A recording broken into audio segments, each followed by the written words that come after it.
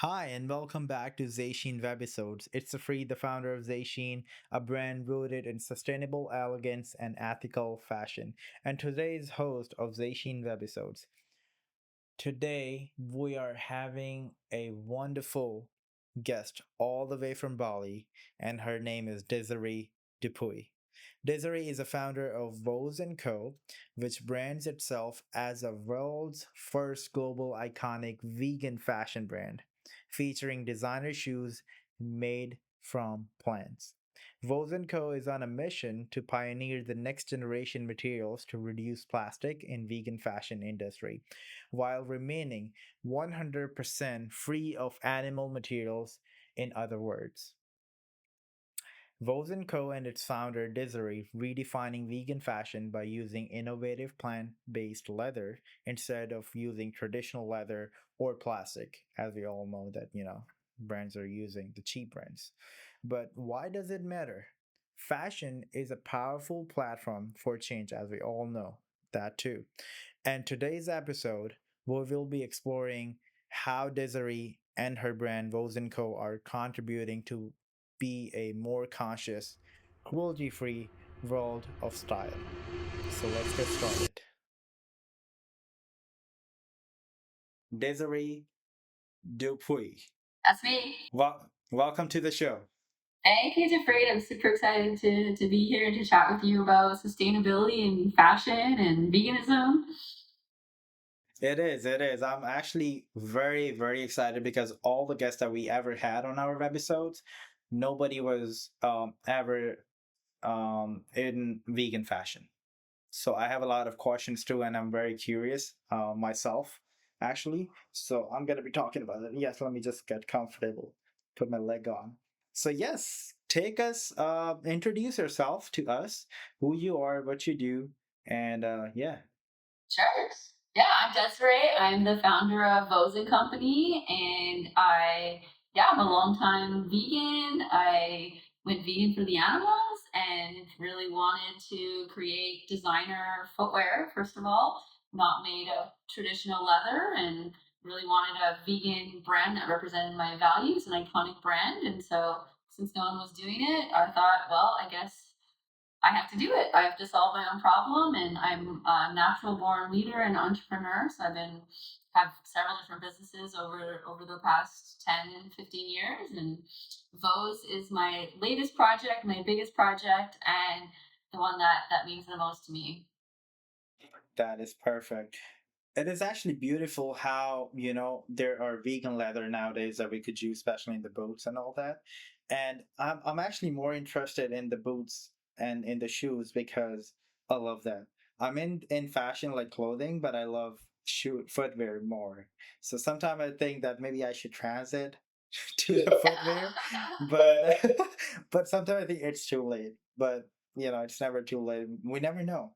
Maybe never too late. Maybe we're gonna find out that we're doing a collaboration together and making the best footwear in the world. Yeah, yeah, you never know. Yes, Shoes are my vice. So, I mean, find a that's girl right. who doesn't love shoes, but definitely for me, shoes are my thing, which is why in terms of my, veganism, and to me, veganism is just like, we don't use or exploit animals in any way. Most people, are very familiar with it when it comes to food, but it's also with fashion because leather is such a big part of fashion, and as we know, leather comes from cows, Right. from baby cows, from sheep, from crocodiles. So it is a very big part of veganism, and it's like so close to my heart. That is right. Um, exactly. So before we get into the vegan fashion, I'm gonna talk about where you are at right now. So if you can tell us. Oh, right now I'm coming to you live from Bali. So I've been living a nomadic remote lifestyle for about 3 years now. Oh wow. And yeah, it's chasing tropical warm weather, chasing Of lifestyle, course. quality of life, that digital nomad like minded culture, vegan culture. So it's like vegan heaven here in Bali. So many nourishing plant based options and just community. So we've been in Bali for a year almost Okay. exactly. And yeah, Well, that's I'm originally from Vancouver, but yeah, we've been oh, in Bali now for 1 year. So it's about 8 wow. a.m. So the sun's shining, and it's still early-ish in the morning. Exactly. You can see how dark it is here right Yeah. now. So, Actually, your lighting no, is great. you, Your lighting is great. So yeah, no, you're actually living at the most beautiful places on the planet right now.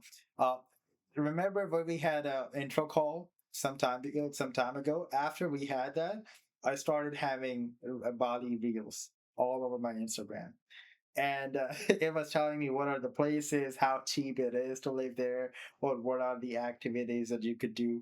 And I was just comparing that, and I was saying the whole month in Bali with all the vacation type things, I'm just paying more rent here yeah. than spending the whole month there. Yeah. So wow, That's that's a big difference. yeah, the quality of life here for what you and I mean, think about the expenses we have at home. Like just having my vehicle was, about $1,000 a month, which that's almost the whole rent in this loft here that we Wow. have. And we just ride around on a scooter. We went for a road trip and it was $5 to fill up the Wow. tank. I totally get you, but as I told you that I also lived in Thailand for 10 years, Yes. so it's Yeah. kind of similar thing. I remember I rided a scooter for like 7 years, so since I was a teenage, and it was really good. And I think the life pace is very slow and Yes. very conscious, and it's very good, and especially the weather. Oh I yeah, the agree. weather. Yeah, Weather definitely. is much better over there than here. Yeah. I don't like too cold or cold. I like, like a warmer and all that. So that's better. Absolutely. Yeah. So you introduced it. Now we're gonna get back to our conversation of today's topic. So you introduced your brand, and um, I wanted to ask you to do it again. If anyone who's new to your brand, what are you gonna explain them in just like a one paragraph or one sentence? What you all about, and then we can have continue our conversation from there. Okay, yeah, sure. I'm making a statement of where we are. It's our vision. So VOES I'm Co. is ready. the world's first globally iconic vegan fashion brand. Oh wow. And yeah, and we're trailblazing with designer vegan footwear. And Okay. so our mission is to innovate and use next generation plant-based materials. So we're designing luxurious footwear with things like cactus leather, corn leather, and one of my mottos is less plastic, more plants. So really trying to reduce Wonderful. plastic in the fashion industry and specifically the vegan fashion industry with designer footwear, of course. Wow, wow, that is wonderful. So I love that totally. So take us back when you started. I believe it's is it 2008 when you got the conscious about sustainable fashion. How did you get the idea? How did you find out something sustainable, and how did you get into the footwear? Yeah, well, there was basically two markers for my journey. So the first marker was 2008. That's when I read Okay. a revolutionary, life-changing book where I learned and understood while I was reading graphic information about animal agriculture. Up until that point, I hadn't put two and two together where like the meat, my steak came from or chicken came from. And that book really talked about the process the animal goes through. And to be frank, it was like very graphic and quite horrifying. And I went vegan in that moment. I was like, wow, I love animals. I would never want them to endure such cruelty for for my consumption. So that was the first marker, just going vegan. And at that time, I actually had also that same year, 2008, started my own business with my best friend. So we worked in the insurance industry and had our own company for the next 10 years until Wow. 2018. Hmm. But the next marker in the VOES journey was around 2015, 2016, when I watched the documentary Cowspiracy. And at that moment, so I went vegan originally for the animals because of like the treatment towards animals. And then in 2015, when the weight of climate change and our climate emergency started weighing on me, I really understood not just the mistreatment of animals, but now Cowspiracy really outlined the harmful negative impact on the environment of animal agriculture. And so I was like, okay, well now I'm basically recommitting. I'm still vegan, but like recommitting now for the Right. planet and for environmental purposes. And because I was, really starting to become more conscious of sustainability and the environment, what I realized, and also over that time, because if you think 2008 to what, 2015, 2016, that's like 7, 8 years of following a vegan lifestyle. I was shopping at the same shoe store, buying cheap synthetic shoes because the only vegan option was, a synthetic version of leather, which is polyurethane, petroleum based, polyvinyl chloride materials. And so I started getting really conscious the fact that like I was just wearing plastic, and that wasn't Right. cool. That wasn't cool for me either. So I'm like, okay, I'm not wearing animals, but now alternatively I'm wearing synthetic based, petroleum based materials. And so that's kind of what I alluded to earlier, where I said, you know what, like if no one is creating luxurious designer shoes that are not just made of plastic. And also I was craving a brand that represented my values, because there is no iconic vegan fashion brand. Like I wanted to go out for dinner and be able to like wear clothing or shoes, or like have an icon that somebody would be able to like, immediately identify me maybe as like being vegan, not wearing animals, not eating animals. Like I always refer to Nike with the swoosh. Like when you see the swoosh what it means. It stands for Nike. It represents fitness.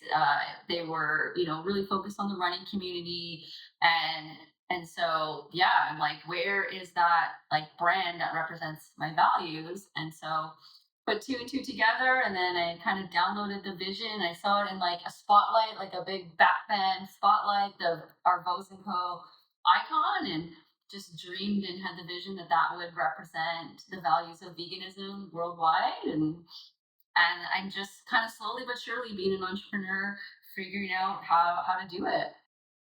Wow, that's awesome. You mentioned about, killing the animals, which is of course not good for this purposes.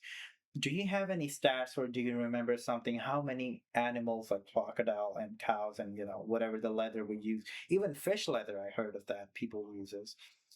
What's the stats of animals being killed just for fulfill our human desires for Yeah, the fashion brands? approximately 72 billion animals per year, billion, Wow. are slaughtered for human consumption. And Wow. it's overwhelming.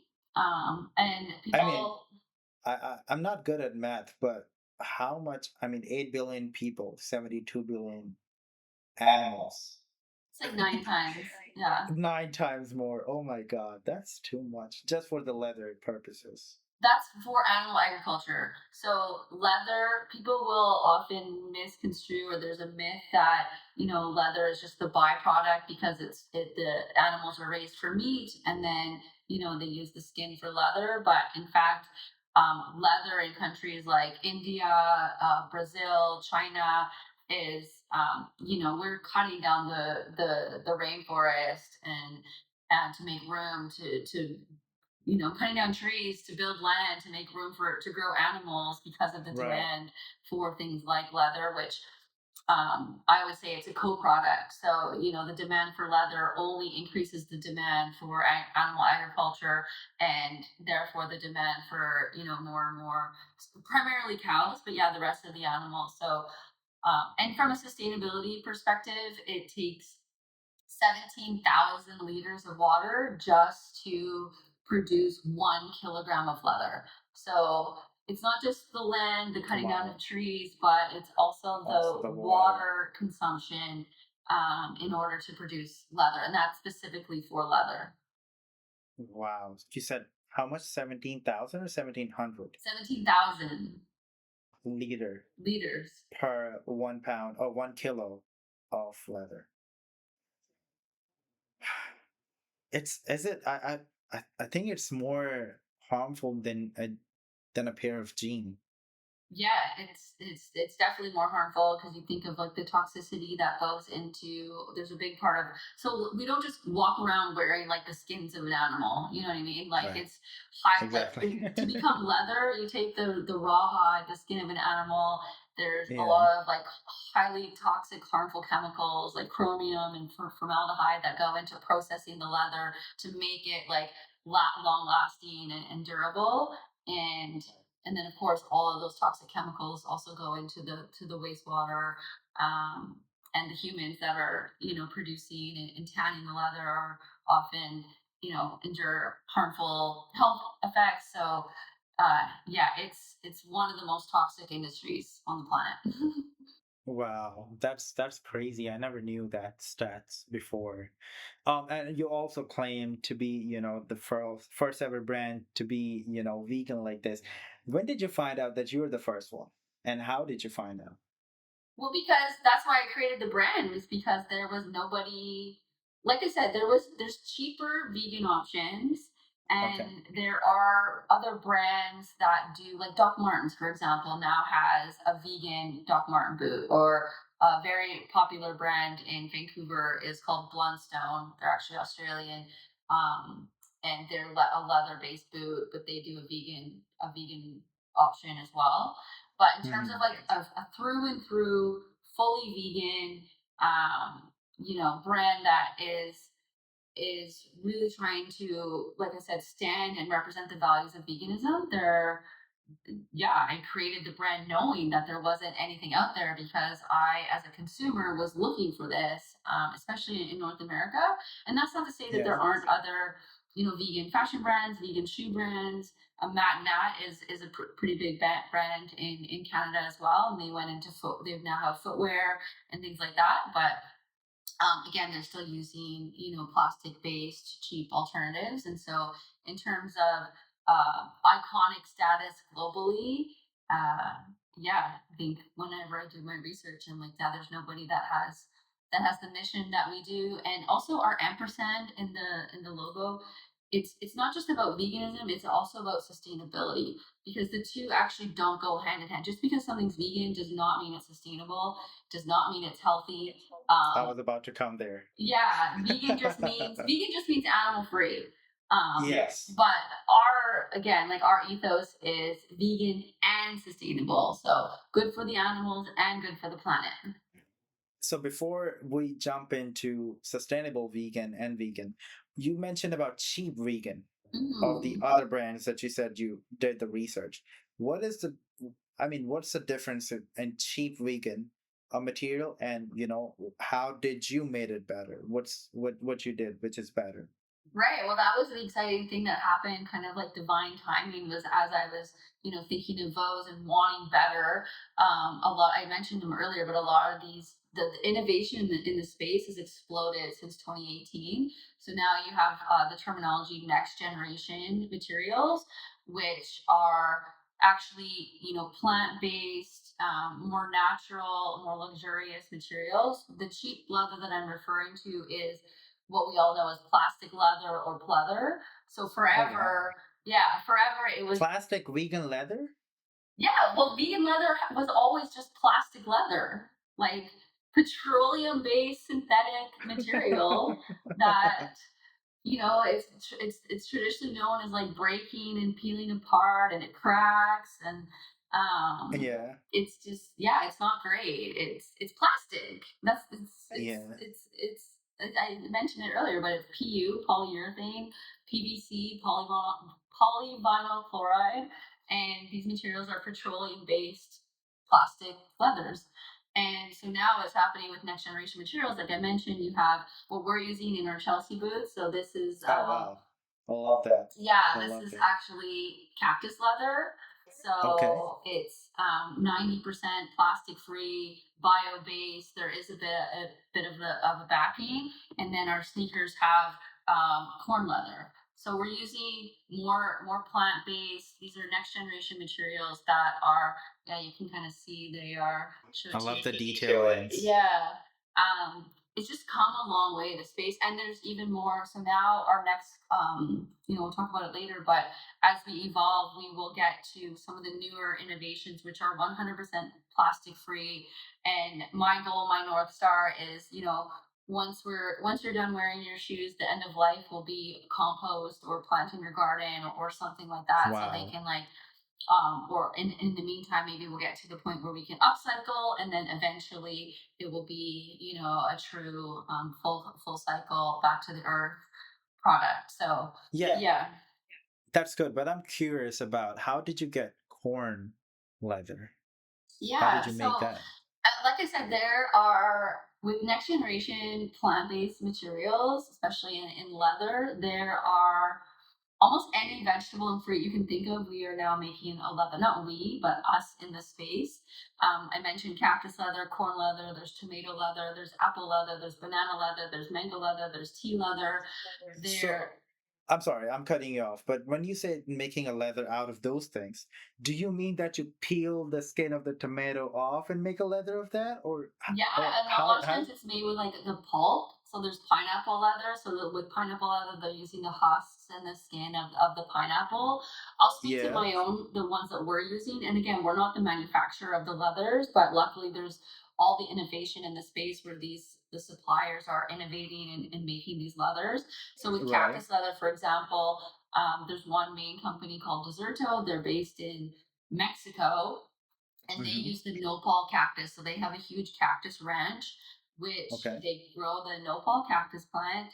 They cut the mature leaves off of the cactus. And okay, so the cactus is able to actually replenish itself.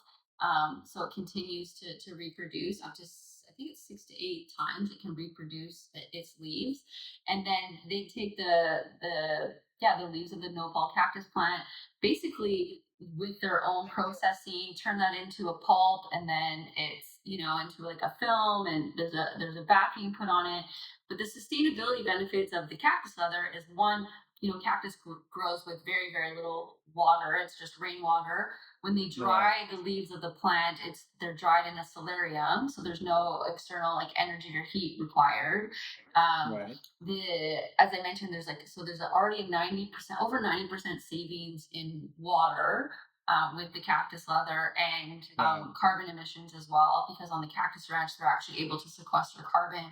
So the sustainability benefits are through and through, and we can drop some links into the YouTube, just to direct people if they want to see a bit more of the technical side of how the cactus leather or other Of types of course. leather are produced. We can easily share. Yeah, I don't want to get yeah. too I'm gonna technical, visit but there yeah, first. it's honestly it's remarkable what's happening It in the is. space. Well, I'm gonna come to a little bit to sustainability because otherwise I'm gonna forget about it. Yeah. You said cactus saves 90% less water than the traditional one. Why is that, and why does it take less? Well, yeah, as we covered earlier, so it's 17,000 liters of water for traditional leather, and then with Right. with a material like cactus leather, there's no water used to grow the material, and Okay. there's next to little to next to no water used in the processing of Hmm. of creating the material from the cactus plant itself, and so that's where you see the dramatic reduction. So for a pair of boots, let's say 12,000 liters of water for traditional leather, and about 1,000 or less than 1,000 liters of water for a pair of boots made with cactus leather. Oh, wow, that's crazy. Actually, I mean that's a humongous difference. I would Humongous, say 90%. exactly Yeah. 90%. I mean 17,000 liter. I mean how many people we can feed with that amount of water? I mean in this world, but you gave good answers. I'm convinced, but I'm gonna still ask. I am use the traditional leather. Okay, I've always been using a traditional leather stuff all my life. Why would I go to use vegan leather? How are you going to convince me? Okay. It's a great question. I think it's a huge part of our education of what we need to do, because, as you mentioned, we are kind of taught to believe that leather is high quality, it's durable, it's all of these things. And unfortunately, because of what we've had to see with plastic leather, there's also like that misunderstanding that it can't compare. if I'm talking to you one on one on this podcast or offline, I would probably say to you, is the horrific murder and slaughter of animals and the toxic chemical treatment really something that you would consider as luxurious? Would you prefer to be wearing something that is like degrading the planet, that's causing harm to humans and villages, that are located within these tanneries, um, when you can now easily, alternatively purchase and wear items that don't, and we'll probably talk about this, but have to, where you don't have to compromise on style, design, quality, or comfort. Would you, given that you can have an apples to apples, choose a traditional leather that is quote unquote known as luxurious, has all of the negative consequences I just explained about animals and the planet and human health, or have an equally, designer, beautiful, comfortable, breathable boot that is actually, no harm to animals, much healthier for the planet and human health. To me, that's redefining luxury. And as consumers become more conscious of, I think I don't want to get on too many rants or tangents, but I think that we've just been lied to. We've seen this in the food industry. I grew up drinking like a cup, 2 cups of milk for dinner every single day. The industry telling me that it's the way that I get calcium and I need all these things. And, now there's all this data that's showing that, milk and dairy actually can have negative consequences, and you don't get calcium from milk. You get, calcium actually can come from plants. And so, yeah, I think it's just education and really an awareness and defining what luxurious means to you. For me, luxury means quality, which as I've proven and shown, we offer that same standard. I think it means Right. design. To me, it's like redefining what luxury actually means. Wonderful. So, yeah, I'm gonna still talk like as a person who's you're trying to convince, okay? Sure. Okay, that's a good answer. But I think that vegan fashion is boring. I don't think there are much options for me to buy or to look good to the others or to myself. Yeah, you're not wrong, 100%. And again, that's kind of like insert VOES and company, which is why we're here, is to, again, like for me, I'll use the food example again. So there's a huge boom in, Beyond Meat, Impossible Meat, diet foods with dairy. It's because just because we're vegan doesn't mean we don't want to enjoy, a hamburger, let's say, or a hot dog.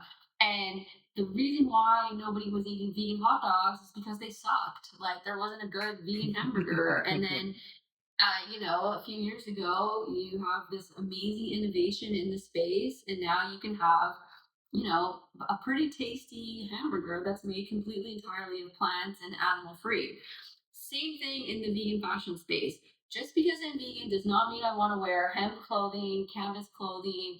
I don't want to look like a hippie granola. I want to look like a fashion icon. I want to be fashionable. And so that is literally like the sustainability is within our ethos, but really making vegan fashion cool and design is why we exist, because I do agree with you that there is, a lot missing for us.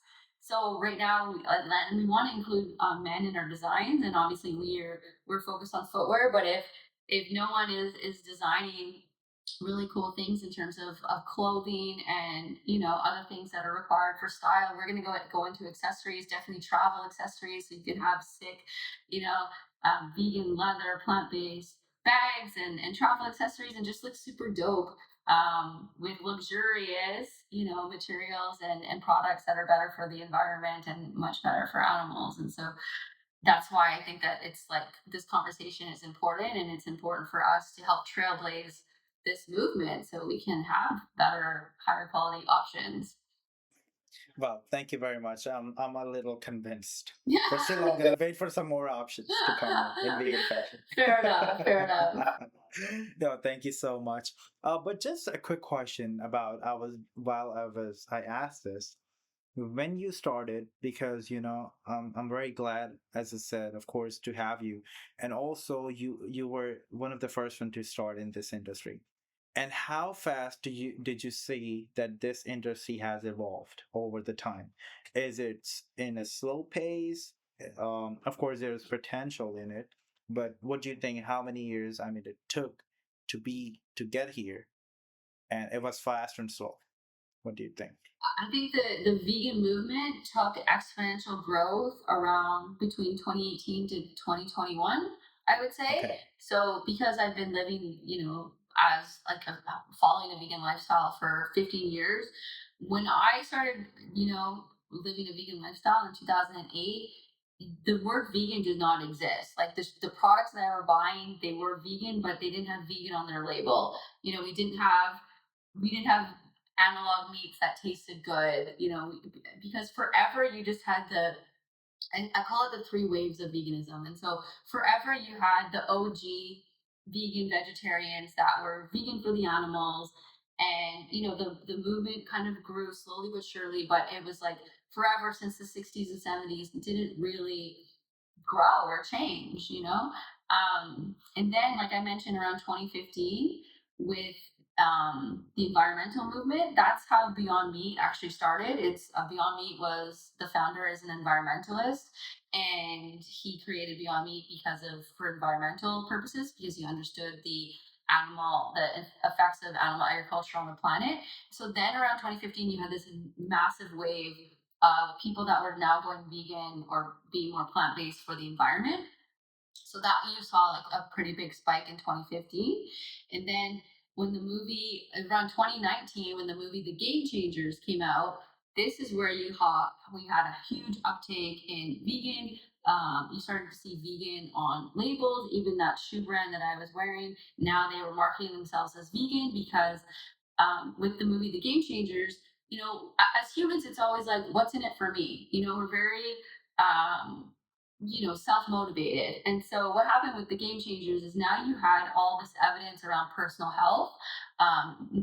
Two things: one, negative evidence around the consumption of meat and dairy, and how it could be negative, impacting heart health, physiological health, hormones, and things like that.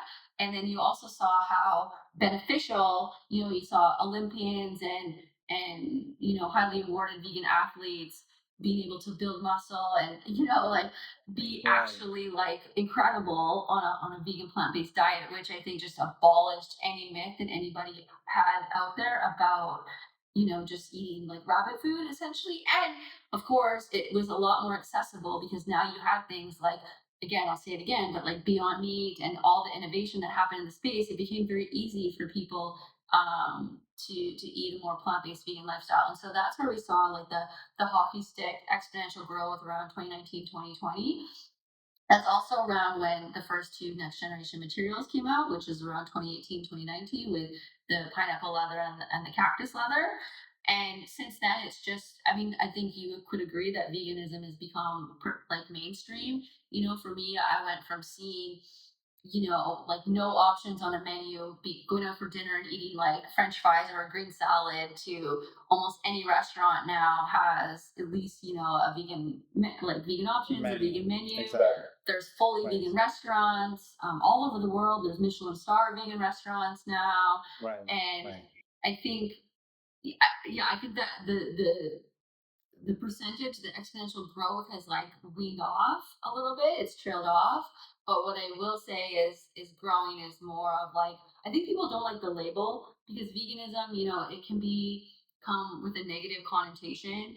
It's a lot of like, you can't do this, you can't have that, don't eat this. Whereas people might identify more as like, let's say, plant based, where they're 80% plant based, or you have this terminology with like flexitarian or meatless Mondays. So we have this huge movement, which I don't think is going away, especially as the younger generation gets more and more power, more and more money, because they are really dealing with the weight of the world. And just becoming a lot more conscious. So I think it's not necessarily like veganism per se, but certainly conscious consumerism, which is and transparency. Like access to information. Most of us now are using at least ChatGPT as our default Google, and it takes you Right. what 1 second to put in a prompt and say how sustainable is this company, is this brand vegan, what does this brand stand for.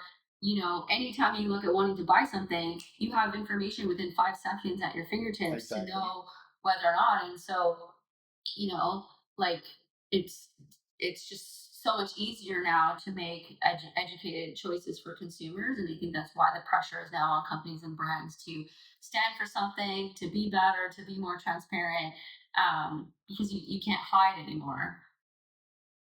Wow. That is so much knowledge right there.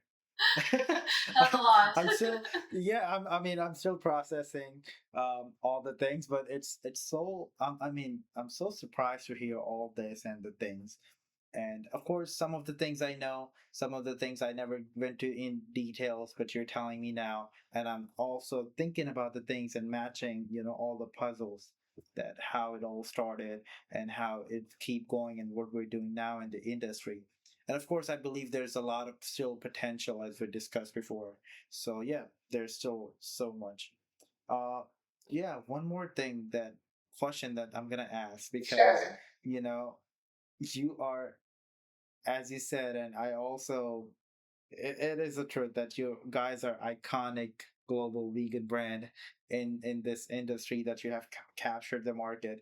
So how does it feel to be a Nike in the vegan industry? I mean, we're not quite Nike, like Okay. that is definitely where the the The North vision Star, is the mentorship.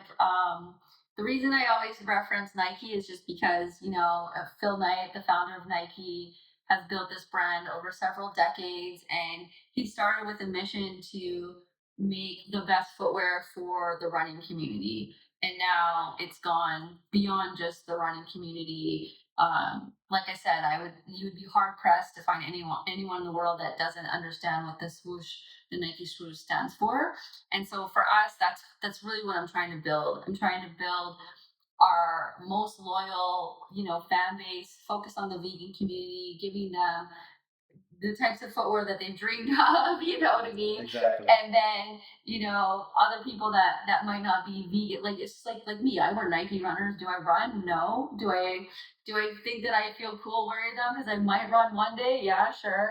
Um, so I think it's like as you build a really strong foundation, then it starts to penetrate into other demographics and other markets. And so yeah, I think as we build the Nike of veganism, it's really having our V ampersand logo become internationally recognized as the values that if someone is sporting that our icon, be like, okay, that's really cool. Like that person is standing for the animals, standing for the planet, and that's like the Exactly. dream is to, yeah, in the next 5 years, people all over the Exactly. world wearing our icon, and Definitely. other people being able to recognize what that means.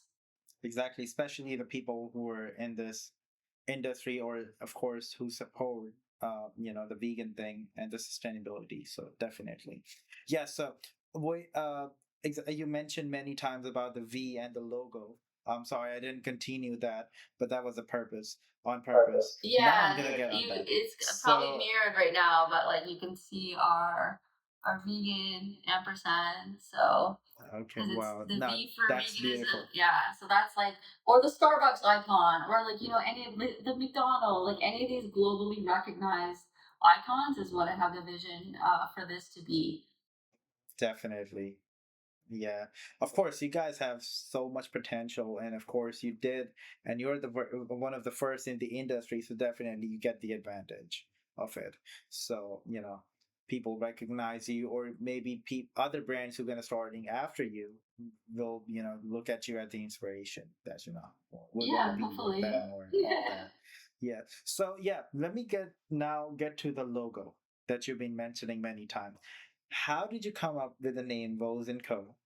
And what is the actual story behind? I mean, you explained a little bit about the V thing, but Yes, now I need, more details about this absolutely. because It's I love the branding. So Thank you. please. I would consider myself a branding person. That's my passion is branding. But it's Wow. really simple when I tell people. Obviously the V is veganism and the OES is from shoes. So it's literally just vegan shoes, which is VOES.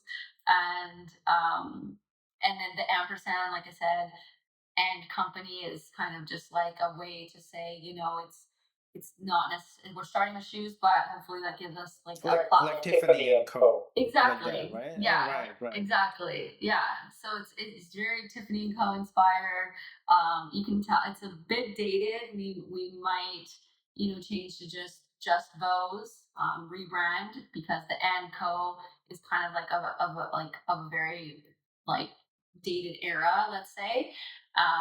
But the ampersand, like our icon, I believe will always stay just because it's the representative of inclusivity. It's the vegan and sustainable, vegan and stylish, vegan and healthy, vegan and inclusive. So it's all of these things beyond just veganism. That makes a lot of sense, actually. I just okay, right. I'm sorry. It's all clicking. I was just processing. Yeah, I was just Yeah, clicking all the things. yeah. So yeah, that's very good. What are the things that you're working right now to fill up the gap in this industry, or what are Well, the things? Maybe I mean, there's so much don't to, yeah, just don't spoil everything, but a little bit. yeah. I mean, personally, well, there's two things. One is we have so many guys like you, stylish, fashionable, they want a men's version. So we definitely want to. I'm not stylist. I'm not fashionable. I I wish wish I I was. was, but I'm not. Well, we'll make you fashionable with some awesome Please. designer boots for Oh, men. I would love Our to. sneakers are already gender inclusive, so you can already, get a version Actually, of the sneaker. definitely, I'll get that. But one question. You said about the the logo that about the V. Have you or do you have any shoes that you put that V on? Well, right now we just have it very minimally. So our Oh, icon, it's in the the back, back. yeah, is just there, and Okay. that's kind of like our signature, Oh, it's over icon. there. So it's I there as see. well, and we have some like key branding elements. So this is "You Are Loved" on the inside. I So I it's actually love that idea. Let me tell you why. Because I'm sorry. Because that looks more elegant and timeless. So it's not like a big logos and all the things that, you're highlighting or making yourself, superior than the others. I believe that's more timeless if you have like minimal logo and all that. But the main thing is about the quality that you're offering.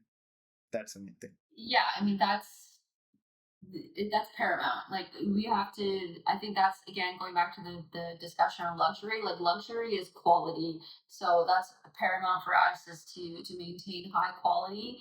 But also, yeah, like it is minimalist because I want I want footwear that's gonna last like years, not just one season, not look good because pink is hot because of Barbie this summer, and then you buy everything pink, and then next year you don't wear it ever again. You know what I mean? And so, not to say that we won't have like capsule collections or things like that, but I'm building the brand right now with like legacy, timeless, evergreen styles and designs that I Beautiful. mean, I've been wearing these Chelsea boots now for the white version 2 years. Our black ones I've had for 5 years now, and they're just as good as they were, in 2020.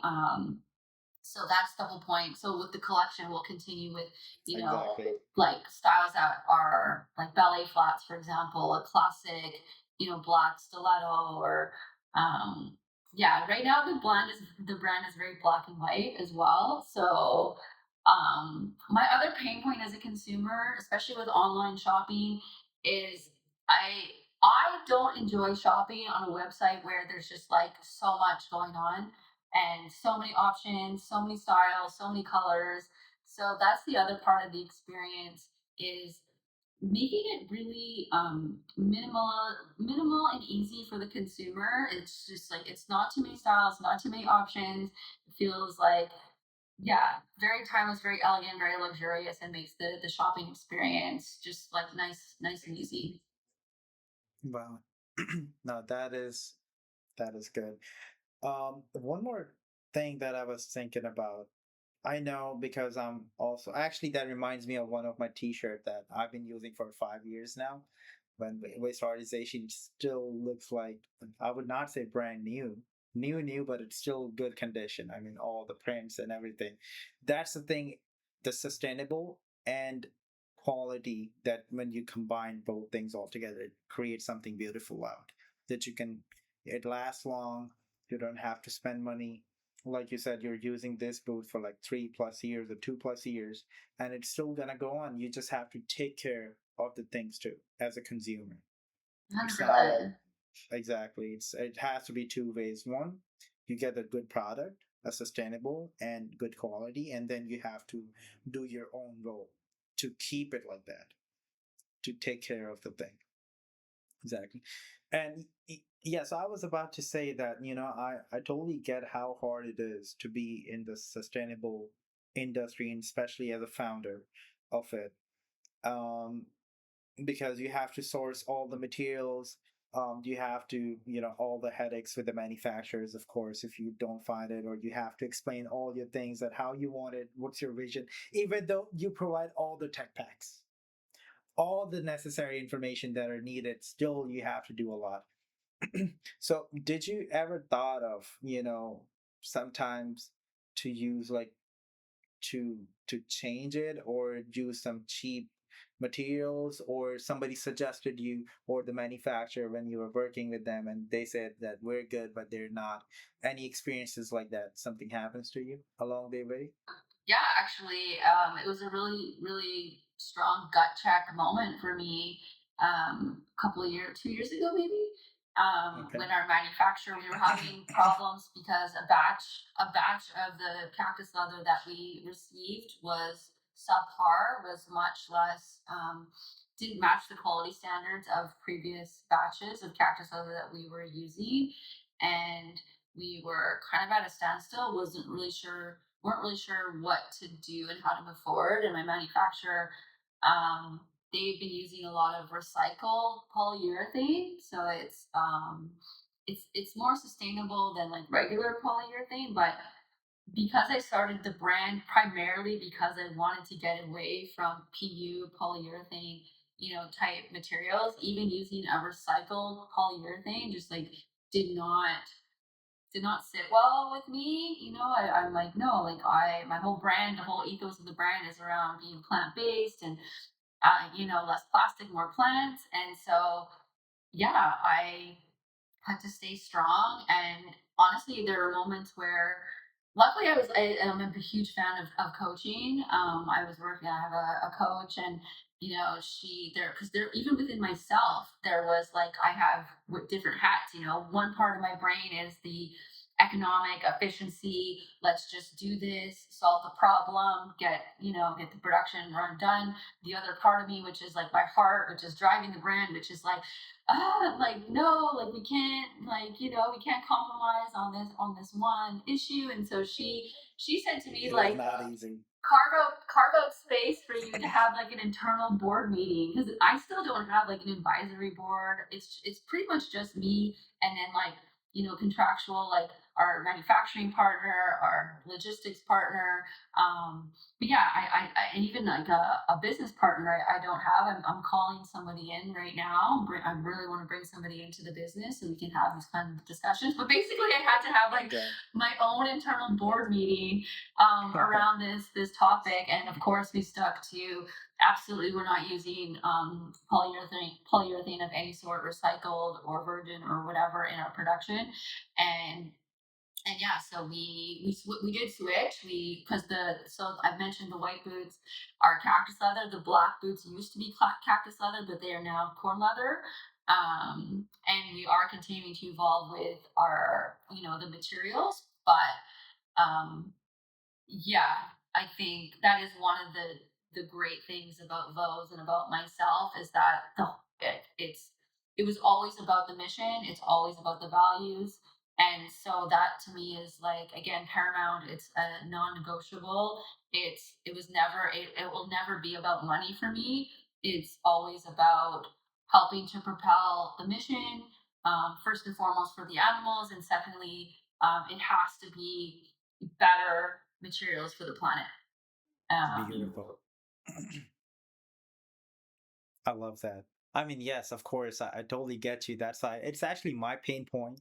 That's why I asked you, and I said definitely you must have seen more than I do. So you're longer, in this industry, so you must have more experience. So yeah, you just have to deal with it, I believe, and things comes up, yeah, especially with about the other. I think it's getting easier for us because the space, like I talked about a few minutes ago about transparency, Hmm.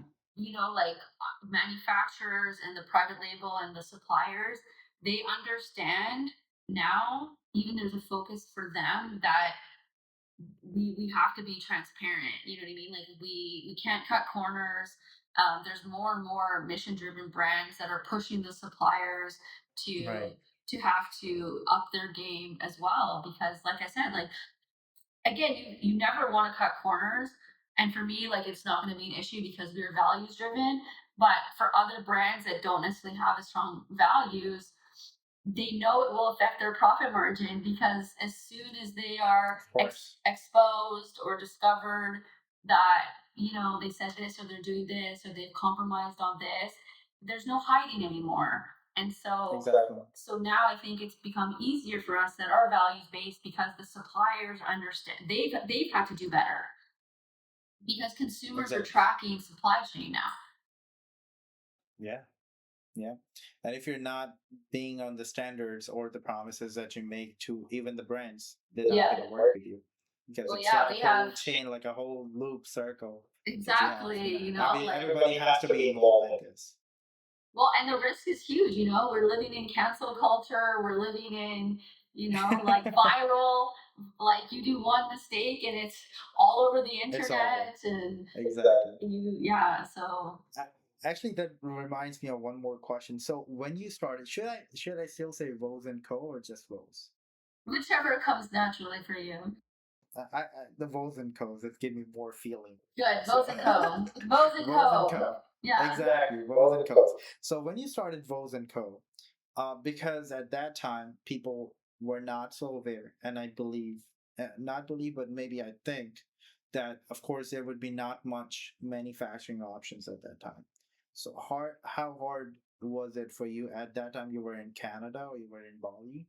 In Canada, Um, yeah. so so how did you find out and how you did the struggle in the initial days of yours?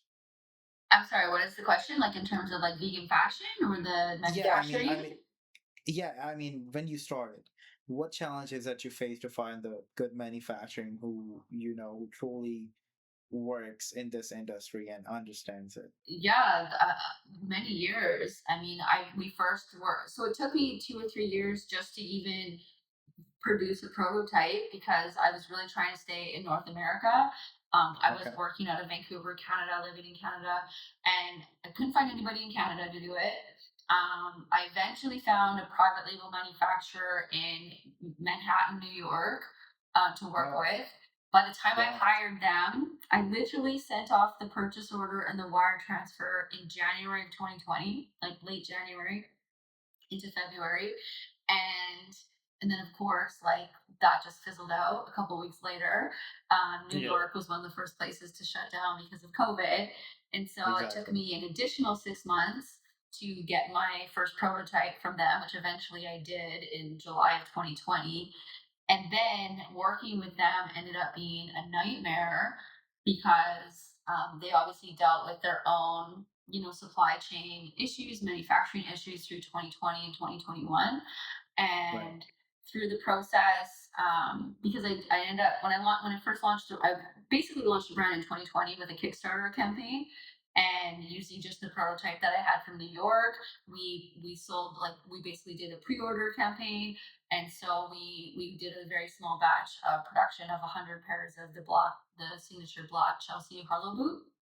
And the first fifty pairs I received were pretty good.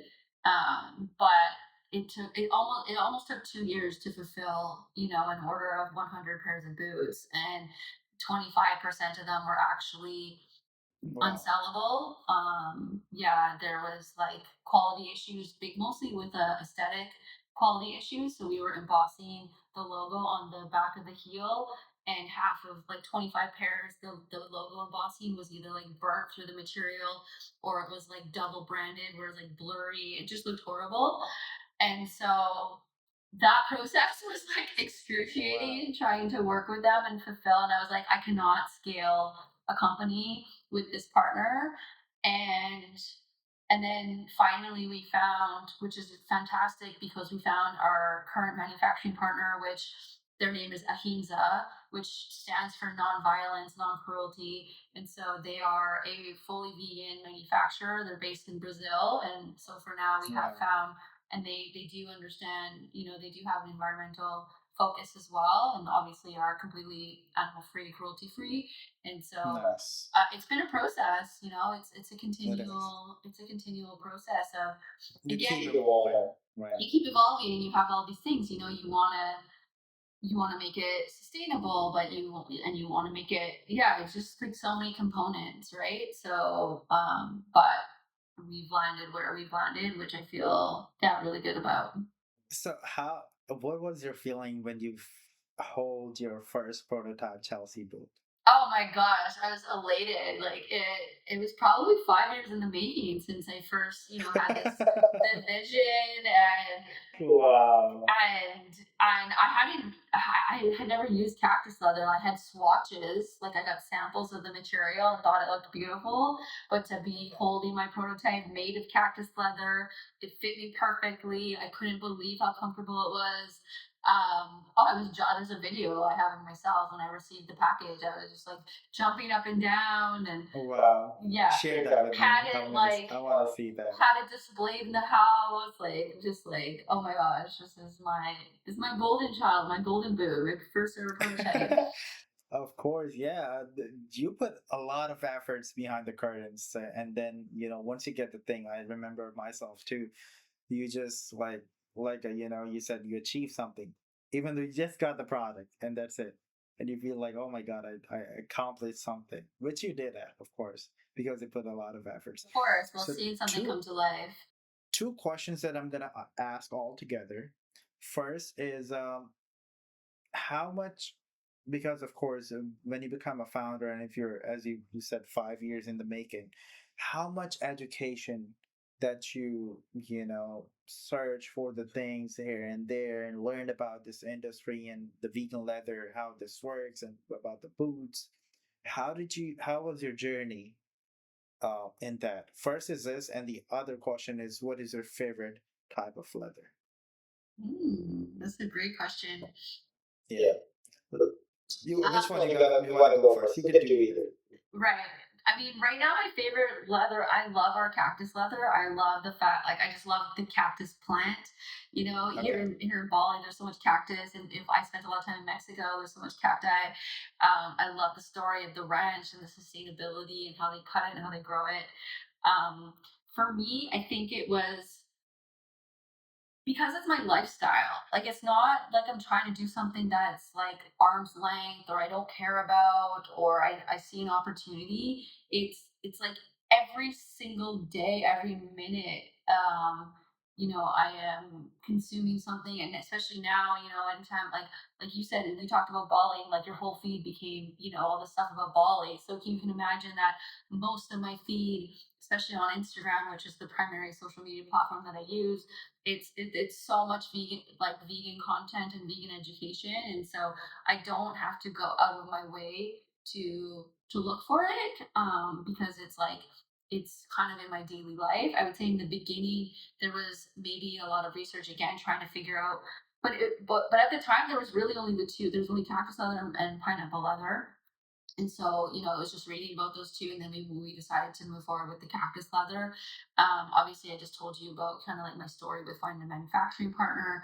Right. Right. But yeah, I think just, and because I started really caring about, the climate emergency and environmental trying to be more conscious since, although like it's been 10 years since 2015, since, I really can remember intentionally trying to be more mindful about the environment. So yeah, I think it's like watching documentaries. It's again like all the reels now that I see that are so exposing, like all the way, like we had talked about on our first call, like the waste in Ghana, and what's happening in villages there. And yeah, it's like Right. honestly it's sometimes a bit too much, because I'm like, it's kind of like preaching to the converted, right? Like some of the stuff you see is like absolutely horrifying, and I'm like, I'm sold. Like I don't need to see this anymore. But sometimes it is good to just like be reminded of why I am doing what I'm doing, because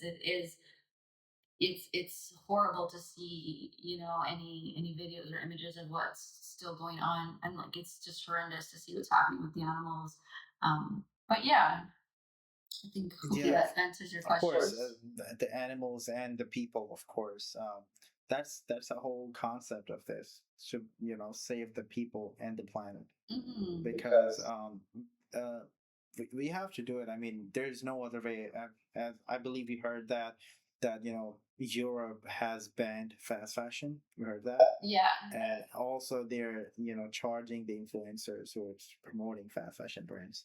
So I think which is very good because we have to shift it in every, not just the clothing, but the shoes and other accessories are the part of fashion, and of course in our daily life things. So we have to shift it to support the people and the planet, of course, to save both.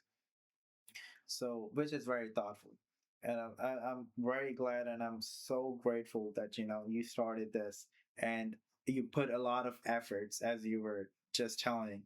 And because sometimes people do have the ideas but nobody works on that, but you were so dedicated and you put your efforts for like half of a decade, and then when you got your first prototype Chelsea boot, and you were jumping on and off as you just said. Oh man, I love that. So exactly. So actually we're just over the 60 minutes now of our podcast, but we have some little time more, as you said. What other, I mean, things that, in your journey that you wanted to share, or any experiences, I would love to hear. yeah, I think it's just been one of those things where it's been harder and more challenging than I expected, to be honest, because when when I solved the problem for myself of, creating designer footwear that is actually like actually stylish, actually comfortable, way better for the environment, I did expect, everybody to be running into our shop to buy as many pairs of shoes as they could. And it's still not the case. Like we still have so much heavy lifting to do to educate consumers. I think the industry has done such a good job of brainwashing people to think that, again, like leather is the gold standard. And even now there are so many people that think that leather is a sustainable option because it's just like a byproduct of like the cow, and they think Right. it will like it's something that would go to waste anyways. And even I think someone like as educated and as mindful as you, it still takes some convincing. And so I think it's just, yeah, like I just need to continue to, share my thoughts and educate people. And I'm so grateful for, conversations like this where somebody listening might be like, oh, okay, like I didn't realize that aspect of it. And yeah, I mean, right now I mentioned it, but I am calling in like a business partner. So I'm really like I am more on the creative branding side, and I would love to bring in somebody who is more on the operational, logistics, finance side to complement my work. We're also scaling the brand, so I'm going into a huge like investment fundraising round to invest into growing our collection and launching more styles and scale the brand globally. I think in terms of consumerism, I think that the biggest thing that people can do, because there's twofold. You talked about France, so there is I think there is an onus on the government on like systemic change and regulation so that big companies and brands can't continue to just like pollute the planet and greenwash and brainwash people into thinking, and also like understanding price. Like there's always a cost to something, you know. If something costs you $5 or $10, like it's unrealistic to think that like a huge like all of the things that go into producing a garment. So if something is that cheap, then the cost is either the human cost of like who's actually making that garment for you. It's the environmental cost, like how toxic or cheap or crappy is that material. And you know there's always a cost associated to it, and so I think it's like we really need to emphasize a shift in our consumer mindset, which again is like the biggest challenge for us right now because we live in this world of like 7-second attention span, or probably less, like 3 second now, you know, instant Well, less than gratification. goldfish now. Yeah, like I want to buy, I want to like instant gratification. Like I want to buy something and have it this afternoon or by latest by tomorrow morning. And I think for us as consumers, it's just really about, again, like being more mindful because we do like I hate to be a victim and be like, oh well, you know, if the government would change the laws, then maybe you know that those products would be accessible for me and I wouldn't buy them. Yeah, but what if you took another approach? What if you just said like, I'm only going to spend my dollars. I'm only going to buy things that are actually going to like be beneficial for the planet.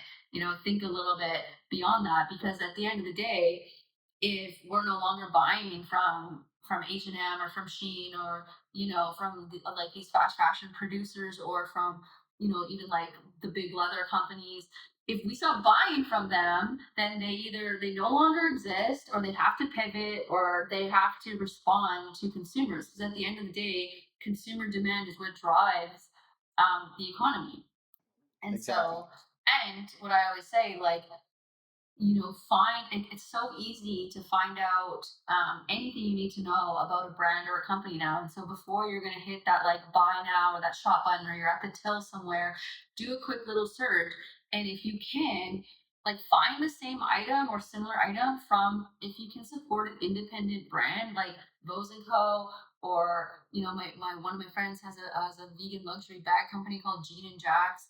You know, when your dollars go towards companies like ours, you become a stakeholder in our company. And so anytime you buy a pair of boots from me, one, hopefully that means one less boot from, you know, a big leather company. Two, that means that your money is actually helping me to be successful, which again like is going to help me drive innovation in the space and Of just course. grow this industry and Exactly. hopefully diminish the other industries that are highly pollutant and highly harmful, even from a human capital standpoint and everything that we've spoken about. And so it's just really feel empowered about where are you spending your money, like what kind of world do you want to live in, and if you know if you want to live in a world that is treats animals better and treats environment treats the planet better, then you need to be able to show that with like your values and your habits.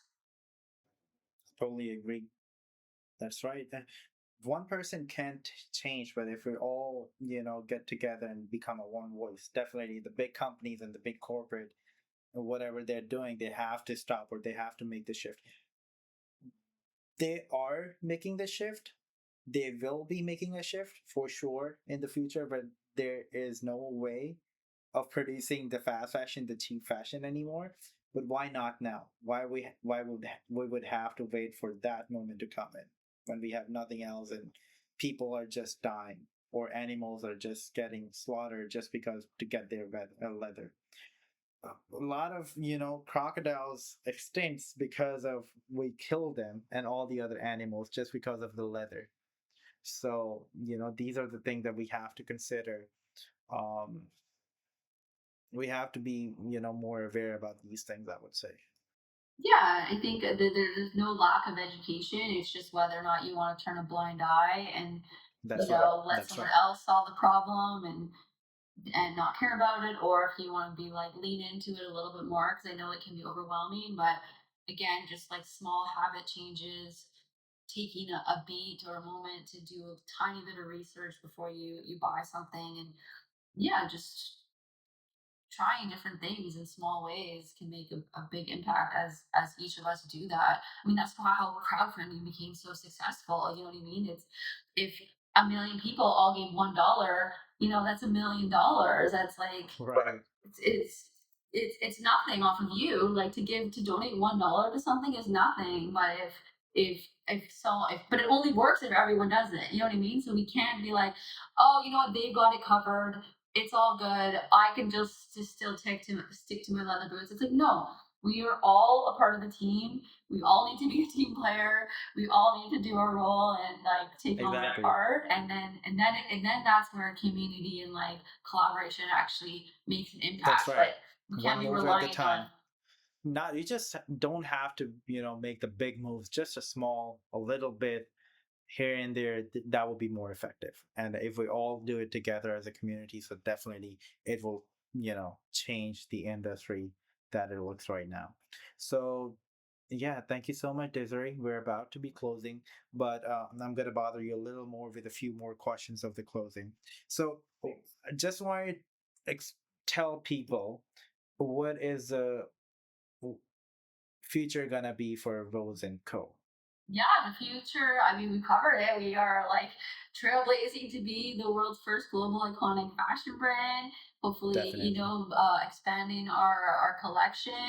We already do ship worldwide, but yeah, just going into hopefully accessories, travel accessories, and being everywhere and anywhere that you can find us.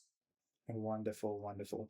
And what about person or someone who's wants to build a business both ethical and sustainable in this industry? What would you suggest for them to I do? would say that you need to have conviction. Like, what are you doing? First of all, why are you doing it? Is it something that you feel really strongly in your heart, like intuitively?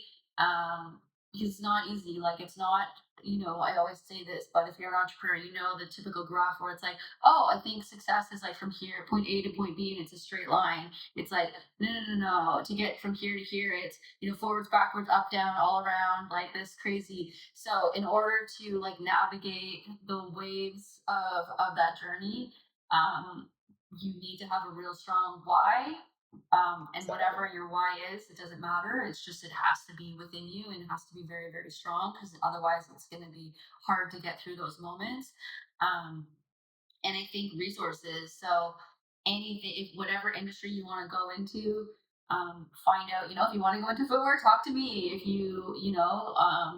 or retail or e-commerce, or just find people that are already either doing something similar or in the industry that you're working with. Volunteer if you can.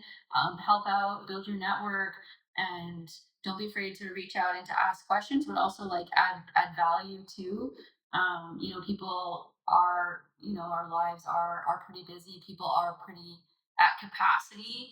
And Right. so I think if you are looking, but yeah, don't be afraid to reach out, and resources are everything.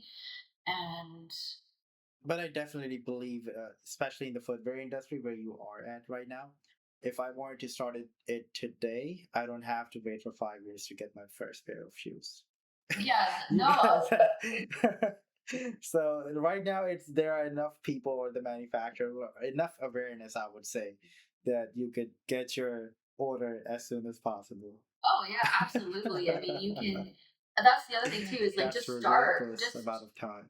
Just start, like just do something, just take whatever the next most reasonable step is in your journey, just keep on doing that. I think for me, obviously, like it was always on the side of my desk, and so that's why it took so long, is because I wouldn't work on it. And then I think the other thing that is a bit maybe like not a standard answer is like get like therapy, like get a coach, or like, because a lot of the ththings that are going to come up is like you will get in your own way, because our brains are wired to keep us safe, to keep us comfortable. And so whenever you're starting to pursue something that is potentially outside of your comfort zone, or that your nervous system or that your mind is going to perceive as like unsafe territory, then you will find ways to self sabotage. And it's going to be very discreet. Like it can be just procrastination. It can be telling yourself that, oh, this already exists in so many different ways. So why should I do something? So yeah, investing in yourself and your personal growth, I think is also will help you advance so much faster because again, you'll overcome a lot of the ways that you get in your own way. Perfect. Perfect. Thank you so much. And what are your last words to the people who are watching this? Any tips, anything that you want to say to them to be more conscious or be more sustainable or be more ethical, or you want to Yeah. share your thoughts? I think my last thought is always is just like you don't have to be perfect.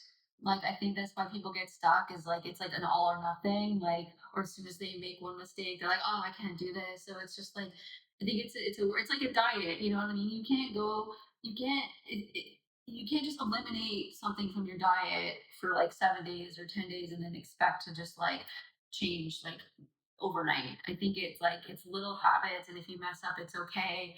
Be open, share, like do your research, have conversations, and Wow. it's not about. I think you said it best. Like it's not about being perfect. It's if all of us were even 50%, 20% better, um, in every way, like just be more mindful, be more sustainable, then we will have so much more progress than if a small percentage of us are trying to be absolutely perfect. And so, um, yeah, I think it's be more mindful and find the ways where it is easy for you to make some swaps or some habit changes.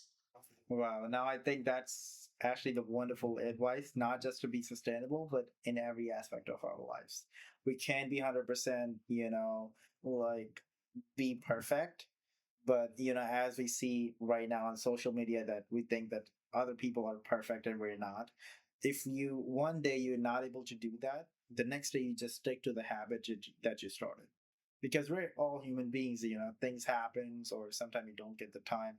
You just have to be stick for it to it, Mhm. and it's a long-term game, not a short term like a week or two.